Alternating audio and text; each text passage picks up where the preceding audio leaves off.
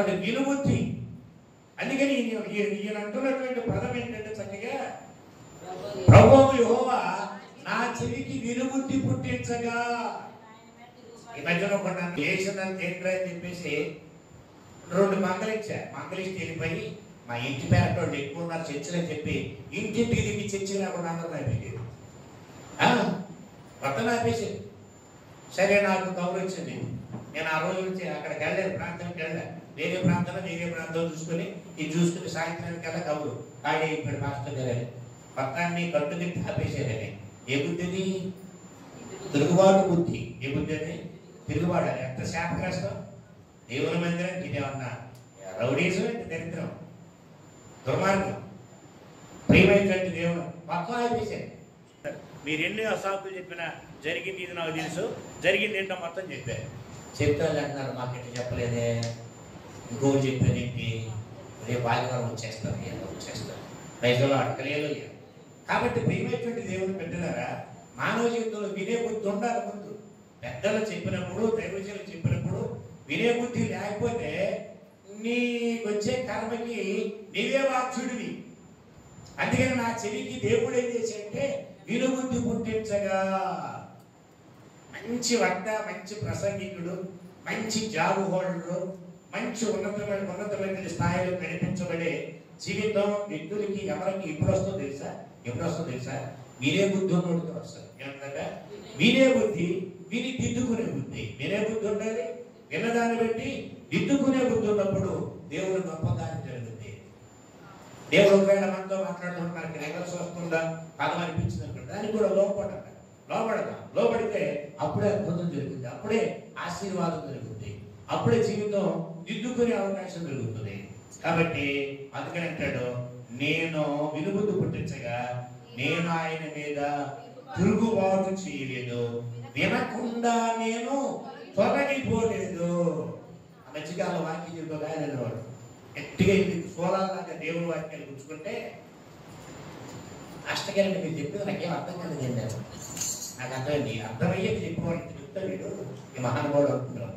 రైతుల్లో అర్థలేదు, వాడికి అర్థమైంది, వాడు దిద్దుకోవాలి కానీ అర్థం కాలేదండి వాడు. కానీ ఇక్కడ బైబిల్లో వినుబుద్ధి పుట్టించగా అతను ఏం చేశాడంట? వినుబుద్ధి పుట్టించగా తిరుగుబాటు చేయలేదు. అది పదం. దేవుడు మాట్లాడుతున్నప్పుడు, దేవుడు మనం హెచ్చరిస్తున్నప్పుడు, మన దేవుడు సరిచేస్తున్నప్పుడు ప్రభు మనం ఏం చేయాలంటే తిరగబడకూడదు, దిద్దుకోవాలి. ప్రైజులా, హల్లెలూయా. అప్పుడే మనకు బలం. స్తోత్రం చెప్పండి. దేవుని మాట బలం, దేవుని మాట బలమునిస్తుంది, బలాభివృద్ధిని మనకు అనుగ్రహిస్తుంది. ఎందుకంటే రిసీవ్ చేసుకుంటే అదే మనకి. ఒక మాటలో తేల్చి చెప్తాను, జ్వరం రాని వాళ్ళు ఎవరన్నా ఉన్నారు ఇక్కడ? మన జీవితంలో ఎప్పుడు జ్వరం రాలేదండి. 7 ఏళ్ళకో 8 ఏళ్ళకో 10 ఏళ్ళకో 3 ఏళ్ళకో 2 ఏళ్ళకో సంవత్సరం 6 నెలలకు ఒకసారి జ్వరమో ఏదో జ్వరం వచ్చిందా? జ్వరం రాని చేయొద్దండి. సరే మంచిది. జ్వరం వచ్చిన తర్వాత ట్యాబ్లెట్, మీకు తీయటి ట్యాబ్లెట్స్ ఇవ్వడం వేసేదా? కాదండి, నాకు జ్వరం వచ్చింది డాక్టర్ గారు, నాకు తీయగా ఉండే డాక్టర్ రాయండి. అయ్యా డాక్టర్ గారు నాకు తీయగా ఉండే ట్యాబ్లెట్స్ రాయండి అంటే డాక్టర్ రాస్తాడా? రాయడు. జ్వరం పెళ్ళి ఎప్పుడు ఎట్లా ఉంటుంది? చేదుగా ఉంటుంది. పారాసిటమాల్ అంటే చేదే. కాబట్టి ప్రియమైనటువంటి దేవుని బిడ్డలారా, మనలో ఏదన్నా చెడు ఉన్నప్పుడు దేవుని యొక్క వాక్యం మనకి ఇబ్బందిగానే ఉంటుంది, కానీ తీసుకోవాల్సిందే. తీసుకుంటే, దిద్దుకుంటే అది మనకి ఆశీర్వాదం, అదే మనకి బలం, అదే మనకి ఆరోగ్యం, అదే మనకి మన తిరిగి కోల్పోతున్న శక్తిని, కోల్పోతున్నటువంటి బలాన్ని మన తిరిగి అనుగ్రహిస్తుంది. కాబట్టి ప్రియమైనటువంటి దేవుని బిడ్డలారా, ఈ రీతిగా మన జీవితాల్లో దేవుని యొక్క వాక్యానికి లోపల చక్కని 10వ అధ్యాయము 6వ వచనంలో ప్రభు మనతో మాట్లాడే మాటలు జ్ఞాపకం చేసుకుందాం. చక్కని 10:6 నేను యోధా వారిని బలశాలుగా చేస్తాను, యోసేపు సంతతి వారికి రక్షణను కలుగజేసి వారికి నివాస స్థలం ఇచ్చేదను, నేను వారి ఎడల జాలిపడుదును, నేను వారి దేవుడనైన యెహోవాను, నేను వారి మనవి ఆలకింపగా నేను వారిని విడిచిపెట్టిన సంగతిని వారు మర్చిపోదును. ఒకప్పుడు విడిచిపెట్టేశాడు, మన తిరిగి ఆయన సన్నిధిలో వాళ్ళు మొర పెట్టారు, దేవుడు విన్నాడు. అంటే ఆ సంగతి వచ్చి దేవుడు మనం మర్చిపోయాడే, మనకి ఇంత బాధని, ఇంత కష్టాన్ని, ఇంత ఇరుకును దాటి ముందుకు అడుగు వేసామే అనే విషయాన్ని మరచిపోయేలా చేసే బలాన్ని దేవుడు ఇవ్వగలిగిన వాడు. ప్రైజ్ ది లార్డ్, హల్లెలూయా. అంతే కదా, వారిని అందుకని యోధా వారిని నేను చేస్తాను, బలశాలులుగా నేను చేస్తాను. యోసేపు సంతతి వారికి ఒకటి రక్షణ కలుగు చేసి వారికి ఏం చేస్తాను, నివాస స్థలాన్ని ఇస్తాను. వారి మీద నేనేం చేస్తాను, జాలి పడతాను. ప్రేమైనటువంటి దేవుని పెట్టగలరా, మనం చేయవలసింది ఏంటో తెలుసా, దేవుడు జాలి పడేటట్టుగా చేయాలి. అని ఏ పని చేసినా దేవుడు మన ఎడగా జాలి పడేటట్టుగా చేయాలి. 12 వచ్చిన కూడా చదవండి. నేను వారిని యెహోవా యందు బలశాలులుగా చేసేదను, ఆయన నామమును స్మరించుచు వారి వ్యవహరించులు, ఇదే యెహోవా వాక్కు.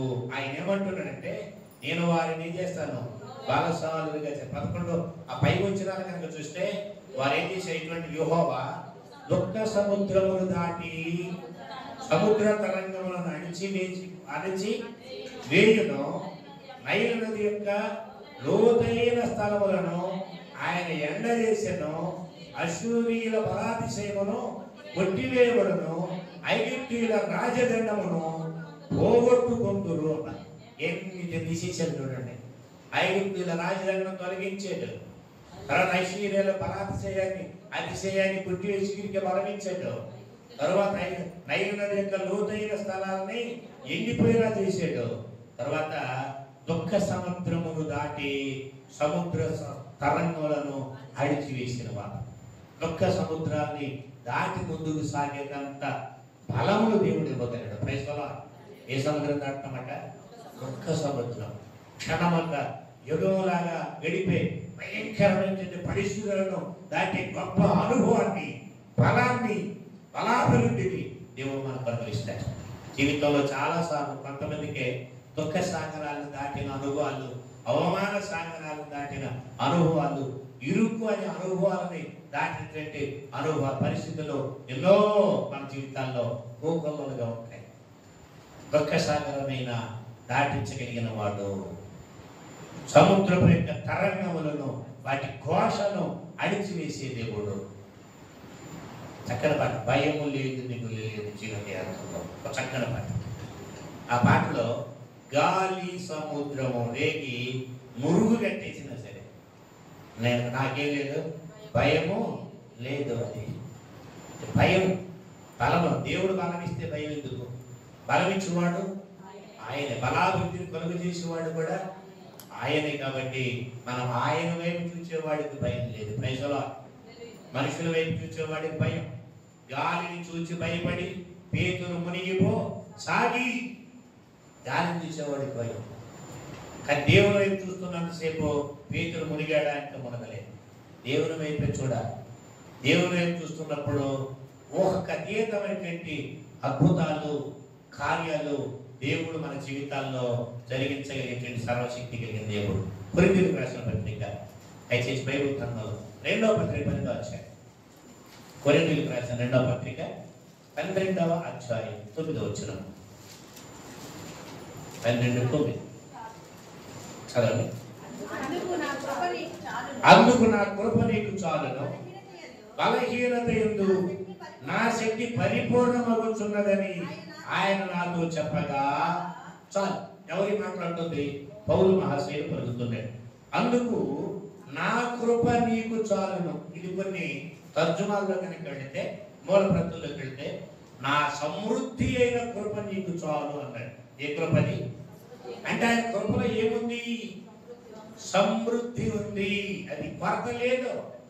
ఆయన కృపలో బలం ఉంది. ఆయన కృపలో బలాభివృద్ధి ఉంది. ఆయన కృపలో సమృద్ధి ఉంది. ఆయన కృపలో పరిపూర్ణత ఉంది. Praise the lord.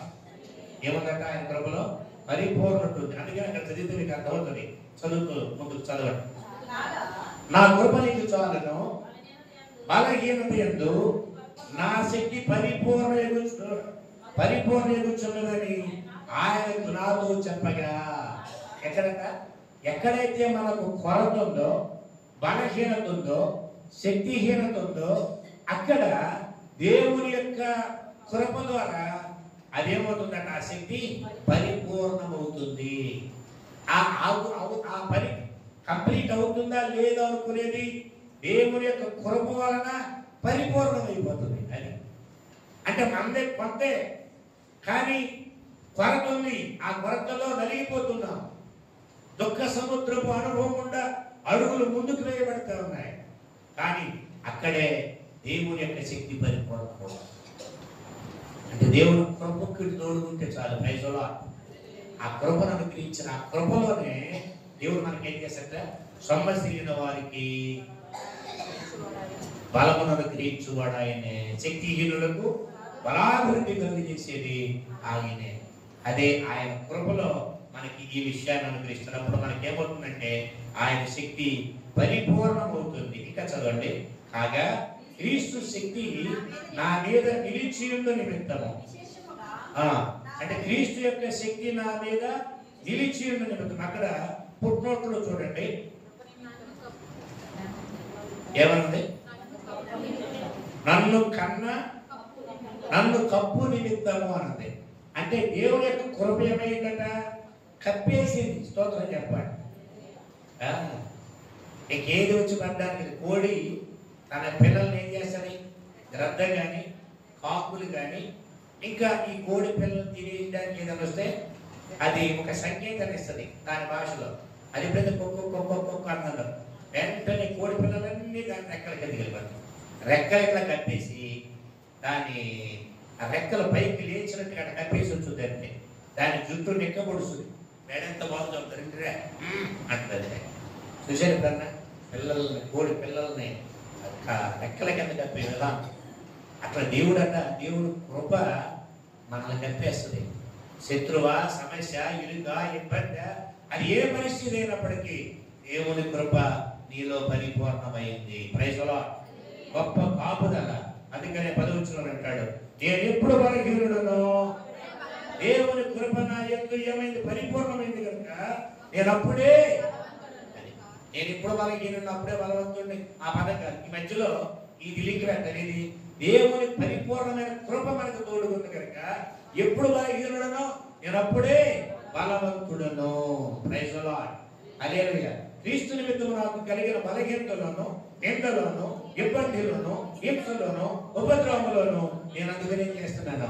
దేవుని కృప నా జీవితంలో ఆ బలహీనతను పరిపూర్ణం చేస్తుంది కనుక, ఆ ఇబ్బందిని పరిపూర్ణం చేస్తుంది కనుక, ఆ పరిస్థితులన్నీ విసిమిచ్చి బలాభివృద్ధిని కలుగు చేస్తుంది కనుక నేనేం చేస్తాను, సంతోషిస్తాను. Praise the Lord. హల్లెలూయా. ఎక్కడ ప్రారంభమైన బలహీనత సంతోషంతో, ఆనందంతో ముందుకు సాగడానికి దేవుని సమయాల కొరకు మనం నిరీక్షణతో ఎదురు చూస్తూ అడుగులు ముందుకు వేయాలి. ఇంకొక మాట బైబిల్ గ్రంథంలో ఈ సందర్భంలో జ్ఞాపకం చేసుకున్నాం. ఫిలిప్పీయులకు రాసిన 4:13, 4వ అధ్యాయము 13వ వచనం. ఫిలిప్పీ 4:13. నన్ను బలపరచు వారి యందే నేను సమస్తమును చేయగలను. ఏంటంటే ఆ పైన ఒక మాట చదవండి. దేన స్థితిలో నుండి నిలుగుదును, సంపన్న స్థితిలో నుండి నిలుగుదును, ప్రతి విషయంలో అన్ని కార్యములలో కడుపు నిండి ఉండుటకును, ఆకలి కొని ఉండుటకును, సమృద్ధి కలిగి ఉండుటకును, లేమి కలిగి ఉండుటకును నేర్చుకొని ఉన్నాను. నన్ను బలపరచు వారి అంటే ఏం చేయగలట, సమస్తమును. ఇప్పుడు మన బలపరిచేది ఎవరు? నన్ను బలపరచు వారి అంటే సమస్యలైన వారికి బలమును అనుగ్రహించువాడే మన బలపరచువాడు. శక్తిహీనులకు బలాభివృద్ధి చేసే దేవుడే మనకి మన బలపరచువాడు. నన్ను బలపరచువాడి అంటే నేనేం చేస్తాను, నేను సమస్తము చేయగలను. Praise the Lord. హల్లెలూయా. ఈ రీతిగా మన జీవితాల్లో ఆశీర్వాదపు అనుభవాలు గుండా, దీవెన గుండా, బలము గుండా మన జీవితాల్లో మనం ప్రయాణం చేయాలి. కొలొస్సీయులకు రాసిన పత్రిక 1:11 వచ్చిన కూడా ధ్యానించేద్దాం. కొలొస్సీ 1:11.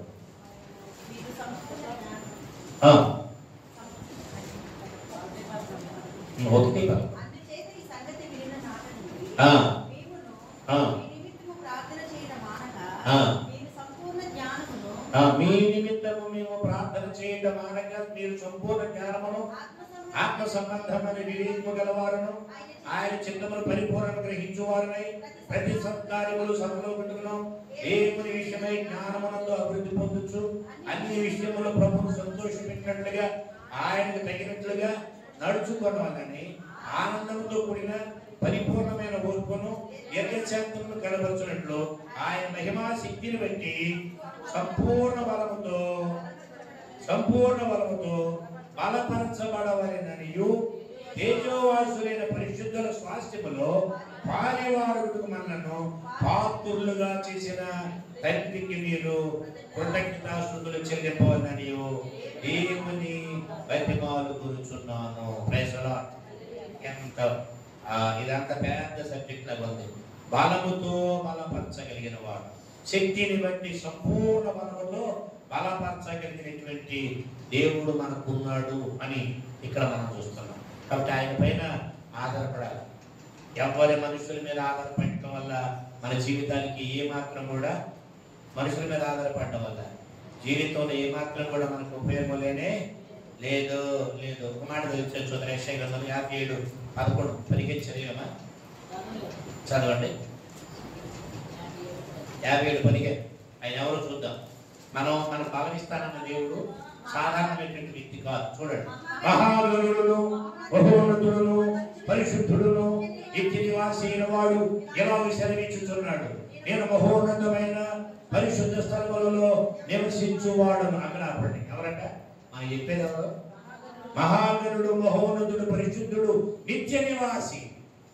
ఎవరి మీద ఆధారపడితే పెళ్లికి డబ్బులు సొంతమంటే సొంతానులే, ఎవరో ఒకరు అడిగి ఏదో రకం ఉపయోగపడతాను అన్నాడు, పుట్టుకు తెచ్చేది.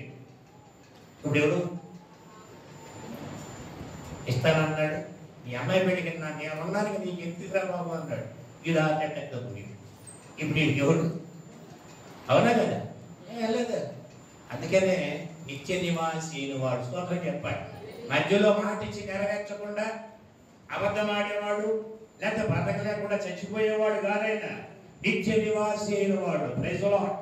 నిత్య నివాసి అయిన వాడు ఇలాగ సెలవించుచున్నాడు, నేను మహోన్నతుడను, పరిశుద్ధ స్థలములలో నివసించే దేవుడను. ఎవరంటే ఆయన మహోన్నతుడైన వాడు పరిశుద్ధ స్థలాలు నివసిస్తాడు. అందుకని యేసు ప్రభువు అంటారు, నేను మీ హృదయములను కలవరపడలేదు, నా తండ్రి ఇంట అనేక నివాసాలు ఉన్నాయి, నేను మీకు స్థలము సిద్ధపరచ వెళ్ళుచున్నాను, నేనుండు స్థలంలో మీరు ఉండులాగున మిమ్మల్ని తీసుకుని వెళ్ళడానికి మళ్ళీ వస్తాను.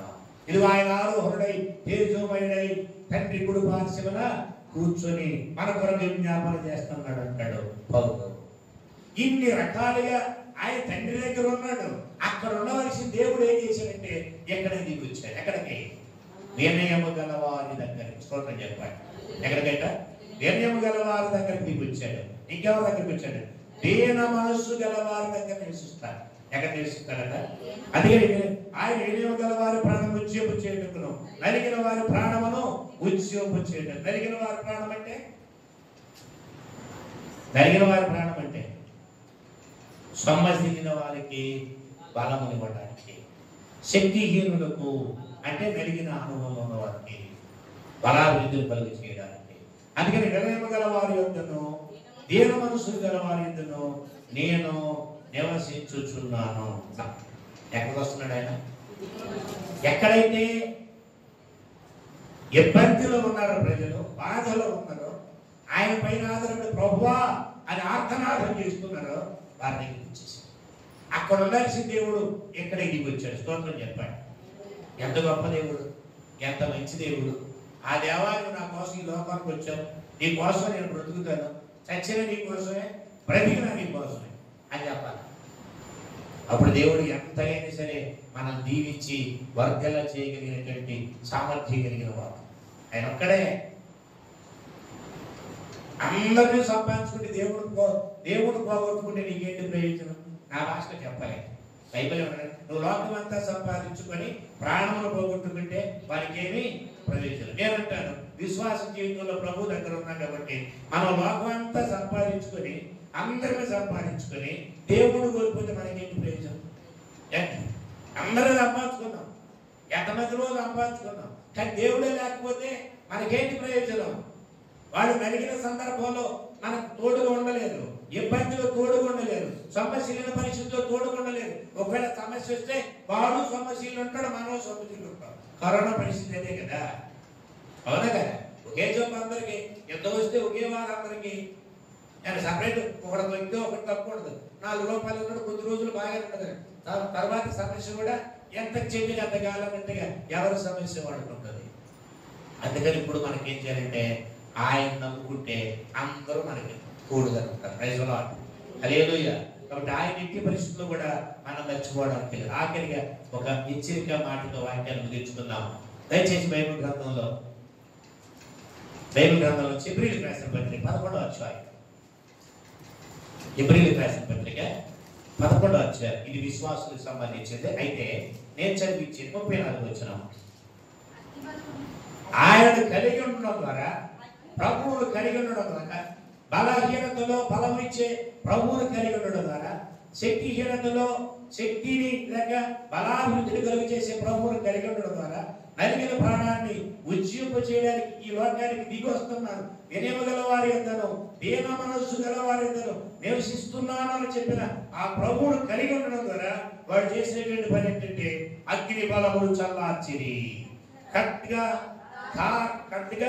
ధారణ కల్పించుకున్నది, బలహీనులుగా ఉండి బలము పొందిరి, యుద్ధములో పరాక్రమశాలురైరి, అన్యుల సేనలను పారద్రోలిరి. ప్రైజ్ ది లార్డ్, హల్లెలూయా. ఎన్ని విషయాలు ఉన్నాయి, ఇదంతా ఆశీర్వాదమే. ఆయన నీకు బలంగా చేసుకోగలిగితే, ఆయన నీవు నమ్మగలిగితే, ఆయనను అనుసరించి జీవితంలో ముందుకు సాగగలిగితే ఎంత గొప్ప దేవుడు. కాబట్టి ఆయన సన్నిధానంలో మనకి ఏ బలహీనత ఉందో, ఏ శక్తిహీనత ఉందో, ఏ నలిగిన అనుభవం ఉందో, ఏ సముద్రపు యొక్క అలల చేత కొట్టబడుతున్నటువంటి అనుభవం గుండా మనం ప్రయాణం చేస్తున్నామో, మనం ఇప్పుడు ఆ సర్వశక్తి కలిగిన వాగ్దానం ఇచ్చిన ఆ ప్రభు సన్నిధిలో కొన్ని నిమిషాలు ప్రార్థన చేసుకుందాం. దయచేసి తల వచ్చి ప్రార్థన చేసుకుందాం. ఎవరు కూడా మౌనం ఉండొద్దు, ప్రార్థన చేద్దాం. యేసయ్య సన్నిధిలో ప్రార్థన చేద్దాం. ప్రార్థన చేసుకునండి. సర్వశక్తి కలిగిన వాడు, సర్వోన్నతమైన దేవుడు, మహాగరుడు, నిత్య నివాసి, మహోన్నతమైన స్థలంలో నివసించే దేవుడు, వినయము కలిగిన వారిని ఉజ్జింప చేయడానికి, నలిగిన వారిని బలపరచడానికి, ఆయన నలిగిన వారి జీవితంలో దీన మనసు గల వారి దగ్గరికి వచ్చి నివాసం చేస్తున్నాడు. నువ్వు దీన మనసుతో ప్రార్థన చేస్తే, దీనత్వపు యాక్టింగ్ దేవుడికి అక్కర్లేదు, వేషధారణ అక్కర్లేదు. దేవుడికి కావాల్సిన రియల్గా ఉండేటువంటి దీన మనసు దేవుడికి అవసరం. దీన మనసు అని పేరు పెట్టుకున్న వారు ఉన్నారు, కానీ దీన మనసు ఉందో లేదో నాకు తెలియదు. దీన బంధు, దీన మనసు ఇట్లాంటి పేర్లు పెట్టుకున్న వాడు కొడుతారు.